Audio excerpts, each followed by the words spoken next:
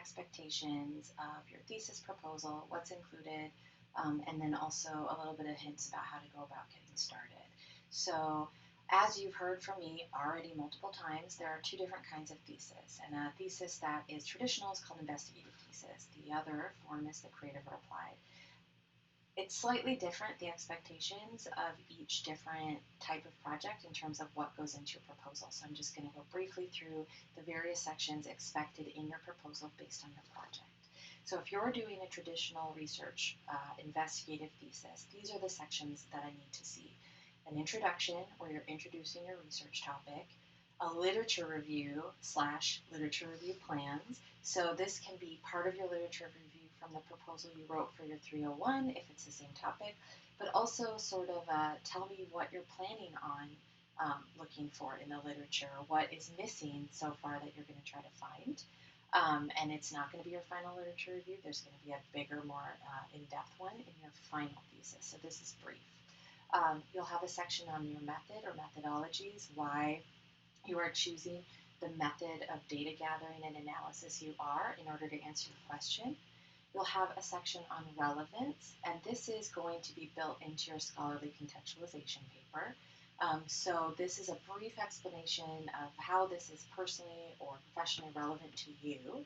And then finally, a conclusion or next steps. And this is where you're going to talk about what you need to do to complete your thesis, what kind of supports or resources you might need. So that is what is included in the investigative thesis. Now, if you're doing a create or applied project, slight differences. You still have an introduction where you're talking about the problem or the issue, given a little bit of background.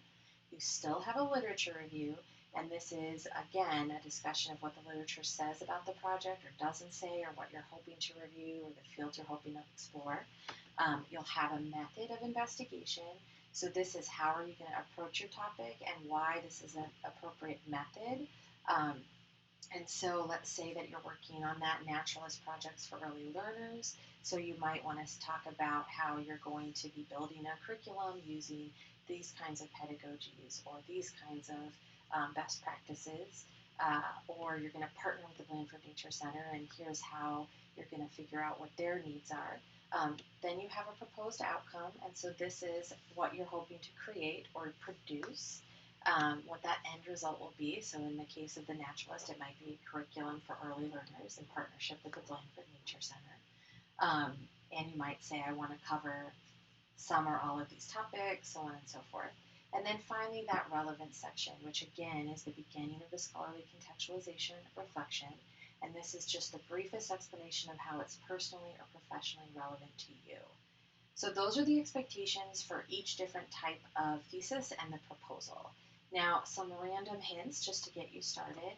There is another lecture called Integration and Interdisciplinarity, and that lecture will talk pretty broadly about the role of interdisciplinary in your project and what I'm looking for in terms of integration with some concrete examples thrown in.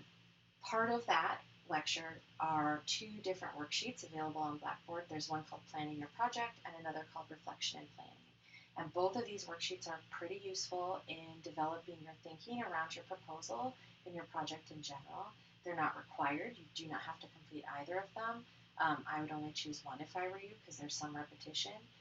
And if you do complete it and you want to bring it to one of our meetings, I think it would actually be quite useful. But that's where I would start if you're sort of at the very beginning and you're feeling overwhelmed. A hint, this is a shortened version of the proposal you must have completed in 301 or INT, or Live 301, excuse me. I don't need the entire complex thing. I don't need you to write a 15-page lit review for this proposal. And saying that, I want to point out that it's a 3 to 5 max page limit. So this is very brief and short.